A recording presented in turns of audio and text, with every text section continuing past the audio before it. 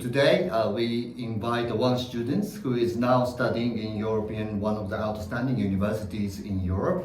So I would like to ask the final end, because as a Japanese, I would like to ask you about are there any opportunities for Japanese to study in European universities? So here we have so could you just introduce yourself? Yeah, absolutely. Thank you very much, first of all, for including me and inviting me in this conversation, in this video on your channel. And I am Edoardo Petrucci, currently here in Tokyo, interning here in Tokyo, and I'm studying in Stockholm, Sweden, in the Master in International Business, which is one of the most recognized masters, not only in Europe but around the world, for business and economics. And I am 24, and I also have a YouTube channel in which I deal with education and studying abroad. And I care very much about these topics and this conversation with you. Right. So thanks for your introduction, and let me start with the first questions. Yeah. How many nationalities in your class in Sweden? So this is very particular because in Sweden, in SSC, Stockholm School of Economics, my university, we have a very diverse class because diversity is really valued. And just to let you imagine, we are a class of 45 students and we are above 14 different nationalities. So you can imagine that for every 3 students, basically there is a new nationality. And for example, the year before, it was a class of 58 and there were over 20 nationalities. So you can really imagine that students from all around the world, they converge in these very high level of education master classes. All right, that's one fantastic, like so many nationalities you have in your class. Is it quite typical in the Northern European countries or other countries in Europe as well, like to have such a diverse nationalities? Yeah, I would say that it's increasingly like this, especially for these type of studying paths that are very international and that aim for the students to gain a greater international perspective and to grow and study and maybe work abroad in the future. So I would say it's very common. It's increasingly common. Yeah. Oh, great. So before you enter the university in Stockholm, like, have you ever done any experience before studying abroad? Yeah. So like in the bachelor, I was in Italy because I'm Italian, come from Italy, and from my hometown, I went to study in Milan. And then from Milan, I did my first experience abroad during the bachelor. I did the exchange in Singapore, and it was great. I went to Singapore Management University, and that was an experience that really opened my mind, my perspectives towards making experiences, working experiences, studying experiences abroad, and that's really, I would probably say, life-changing, because those are opportunities in which you really get to see the world and other students, you get to know other people, and it gets really, really interesting. It's really unique. All right, so is that the first opportunity for you to jump in the Asian countries, that Singapore is the first one? Exactly, the first Asian country, and it's been my first step towards Asia, and then now you're in Tokyo, so I really appreciate all this experience. So I suppose like something like some passion or something like impact to you, like absolutely for you to stay in like out of the box, like out of Europe, I think. Yeah, I think that for us students, when you get to experience new contexts like the one of Singapore, or in general when you go on exchange or you decide to study abroad, you are astonished by everything that you experience, by all the feelings that you experience and the emotions, and you get to know new people, you get to know new perspectives on how to see life, study, work, and that's so valuable that you really want to repeat that. And it's really incredible, and I would suggest it to anybody to do it. Oh, great. I hope like that valuable experience you had in some of the Asian countries as well. So, how is your experience studying in Sweden as a foreigner? So far? Well, I would say it's going very well. Now I'm done with the first year of studying, and I would say that adapting to the local culture has been going well, and it's also been very nice. I think first of all, Stockholm is a beautiful city that has a lot to offer, and we as a class, being 45, we're like almost like an high school class. We're very closely connected, and we often hang out among each other, so we are like a small family, and that really helps a lot when you're in a new country, or however, to have a group of friends, a small group of friends to start to make the first steps into the new country. And I also managed to learn a bit of the local language, so a bit of Swedish, and I took, for example, introductory Swedish course in the university during my first week, so that I could at least know a few local words, because that's always nice and helpful. But to me, it's been going very well, and I think that every culture, every country can really give you a lot, can enrich you a lot, because you face new people that have new perspectives, new values, and you really try to take them in, see how they look to you, how you feel when you experience them. So that's a great experience. Sure. Great. So let me ask you one of the challenging questions, maybe. So because you have such a diverse members in your class, so sometimes you feel some conflict, or are there anything like you need to overcome?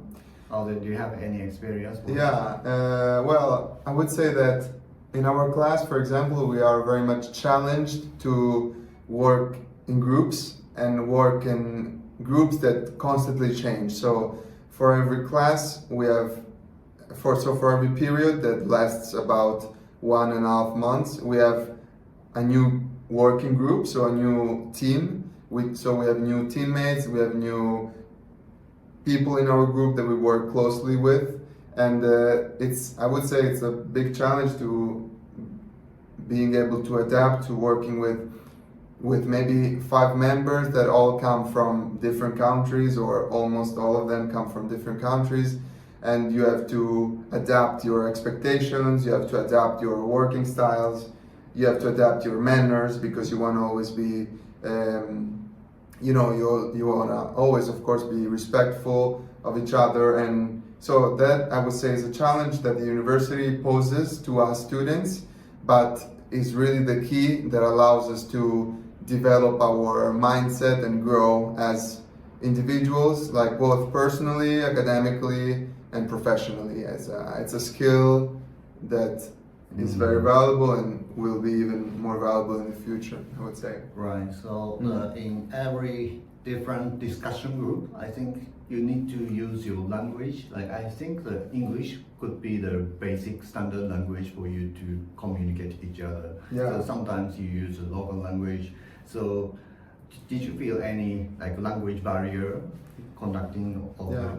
I would say that we really felt like we were all on the same level, also language level, and I wouldn't say we ever faced difficulties in that sense, because we know also that for everybody maybe in the group, English is not the first language.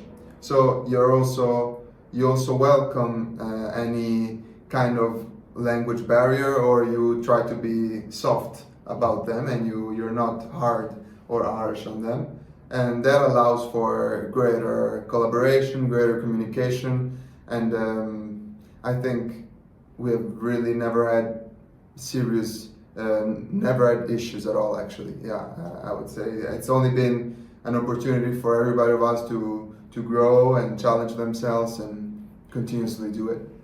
Right. So I would like to ask you from the perspective of the Japanese viewers on this video. Actually, do you see any opportunities for the Japanese to study in Sweden? Yeah, yeah. Is it possible? Do you think? Absolutely, yeah. So I would say that for the Japanese students as well as for any other nationality, the university in its approach to select the future students, the incoming students, is very open and unbiased and really fair. Like, if there is one thing that I've noticed in the application process that I went through when I applied for SSC, so for Stockholm School of Economics, for example, but this applies also to other universities, but specifically for this university that I'm sharing right now and that I'm part of, like, there has been a great attention and a lot of professionalism in the selection process